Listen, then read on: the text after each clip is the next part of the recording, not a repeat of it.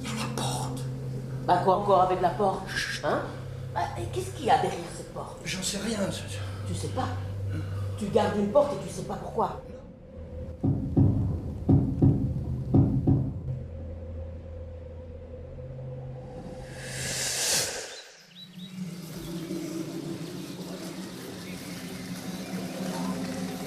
Ah mais non, mais laisse tomber ça, je te dis. Et puis, n'est-ce pas charmant de se croiser, de se parler à chaque fois comme si c'était la première?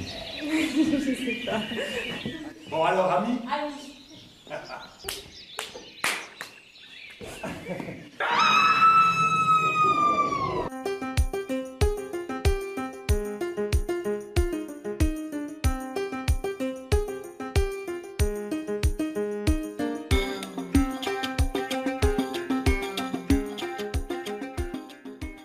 Échapperons-nous le petit chaperon rouge version 2017? On pourrait dire ça, Fanny Lacrosse. En tout cas, c'est une relecture du conte que tout le monde connaît et que vous avez signé et que vous avez mis en scène. Oui, tout à fait. Voilà, donc c'est un projet qui est donc parti de l'initiative de Jean Debève, qui est un des cofondateurs de la compagnie Galafroni, largement connue dans le monde du théâtre jeune public. Et on avait envie de travailler ensemble autour d'une réécriture du Petit Chaperon Rouge, mais je dirais dans un versant qui n'adopterait pas le point de vue classique sur ce conte qu'ont développé des écrivains comme Charles Perrault ou les frères Grimm, qui prend le conte comme un conte d'avertissement pour les jeunes filles, conte peut-être le désir masculin. Avec un côté très moral. Avec un côté très moralisateur, mais plutôt d'aller, c'est ça la magie des contes, c'est qu'ils ont une polysémie incroyable, qu'on peut vraiment leur trouver beaucoup d'interprétations.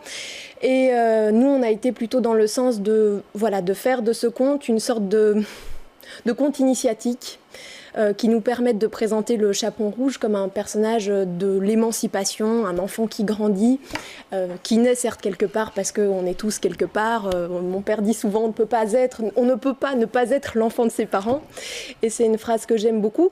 Mais voilà, ce chaperon, c'est l'histoire aussi d'un enfant qui décide de s'affranchir aussi de cet imaginaire collectif dans lequel il est plongé malgré lui. Et donc qui n'est plus une victime alors? Qui cesse d'être une victime, certainement, mais surtout qui découvre aussi ses rêves, des désirs nouveaux, celui d'aller à la rencontre du monde, et qui d'ailleurs va se faire aider par le personnage du corbeau, qui est une espèce d'adjuvant qui est là pour faire avancer les personnages de l'histoire, et qui arrive les yeux grands écarquillés sur notre monde, ce que nous appelons notre réalité, bien que je pense qu'on la constitue aussi plein d'histoires, mais voilà, avec ce vrai désir d'aller à la découverte et de continuer à rester les yeux grands ouverts et de chercher sa route. C'est ça, mais donc c'est toujours le Petit Chaperon Rouge, mais avec un message qui est transmis aux enfants, donc c'est pour les enfants à partir de 8 ans, oui, qui sera un petit peu différent. Est-ce que vous l'avez déjà joué devant des enfants, cette pièce-là? Oui, déjà. Et comment est-ce qu'ils réagissent, les enfants? Mais pour l'instant, je dois dire que c'est assez super. C'est toujours beaucoup... Ouais, alors c'est un spectacle, il faut peut-être le dire, qui joue aussi pas mal sur la peur. Donc on est pas mal confronté à des enfants qui se mettent à crier dans la salle et puis qui sont recaptivés après par la scène qui se constitue un peu comme un thriller, un suspense. Mais voilà, je pense que c'est aussi un spectacle, certes, qui joue sur la peur, mais la bonne peur, c'est-à-dire la peur constructive, celle qui permet aussi aux enfants de mettre une forme, un visage sur des peurs peut-être plus abstraites. Et puis voilà, c'est cette peur aussi qui, du coup, quand on l'appréhende comme ça de façon concrète, nous permet d'aller plus tard aussi vers l'inconnu. Donc voilà, en tout cas, je dois dire que pour l'instant, on est fasciné toujours par l'enthousiasme et aussi le silence et l'attention qu'on arrive à capter chez les enfants, quoi. Ça, c'est vraiment une belle réussite pour nous, quoi. On est vraiment heureux de ça. Paul Declercq, vous êtes metteur en scène, vous aussi, et puis vous connaissez bien le festival Noël au théâtre. Donc là, on a un bel exemple d'une relecture, d'une réécriture de contes.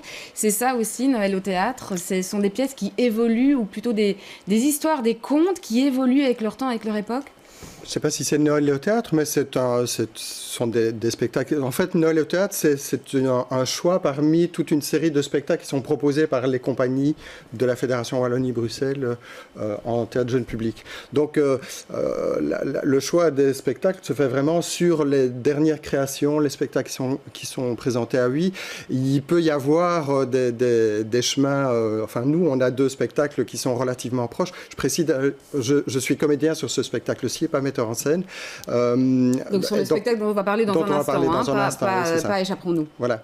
Mais donc, il y a des thématiques qui peuvent, certaines années, comme ça, se rejoindre. Cette année-ci, vous disiez, il y a une thématique autour du théâtre adolescent, mais voilà, ça n'est pas nécessairement défini à l'avance. Alors, Être le loup, justement, ça c'est votre pièce. On va en voir quelques images également avant d'en parler. D'accord. Et maintenant, qu'est-ce qui va se passer? Ben, ils vont en recruter un nouveau. Un nouveau grand méchant? Évidemment, le poste est vacant, ils vont mettre une annonce. Pourquoi recruter un nouveau loup? Tout le monde se réjouit de sa mort. Mais il fait partie du jeu, on a toujours besoin d'un grand méchant loup. Sans lui, il y a quelque chose qui manque. Non, mais c'est vraiment un boulot important, hein, pas pour les moutons.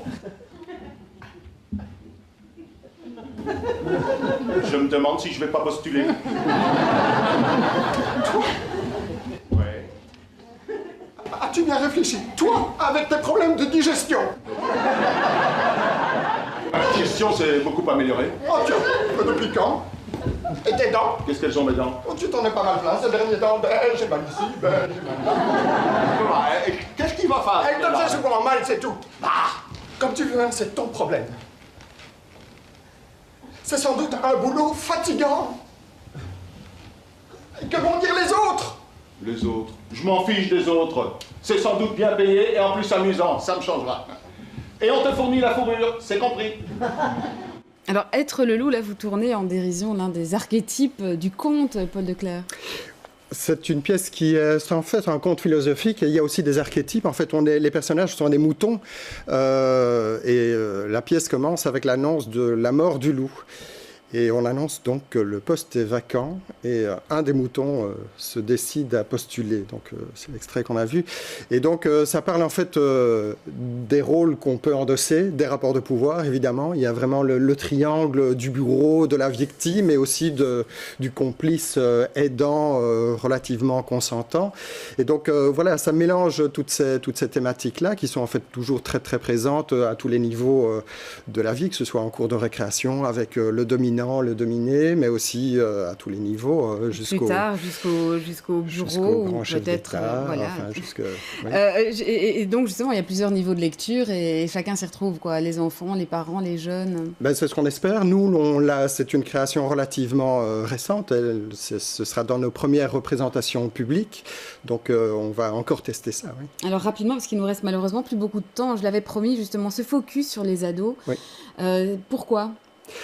Parce qu'il y a eu des propositions très très fortes cette année-ci en théâtre pour ados. C'est une période qui n'est pas facile, donc vraiment envoyez vos ados, parce que ce sont des spectacles qui sont assez rentre-dedans, tous. Et qui abordent tout type de thématiques, et parfois des thématiques que les parents ont du mal à aborder avec leurs enfants. Tout à fait, et donc c'est une manière très intéressante de, après, parler avec les ados, de les envoyer, de les inciter à y aller, parce que c'est très moderne, il y a toutes sortes de formes, mais c'est très puissant. Ouais, et dans les thématiques, justement, on imagine qu'évidemment la sexualité, tout ce qui concerne les rapports affectifs. Voilà, la place aussi qu'on prend. Il y a un autre spectacle qui s'appelle Jean-Jean aussi, où c'est vraiment le type vraiment banal qui voudrait être copain avec le type le plus cool de l'école. Et voilà, et donc tous ces rapports qu'il y a. Il y a un spectacle qui s'appelle Frisco aussi, qui parle vraiment de la...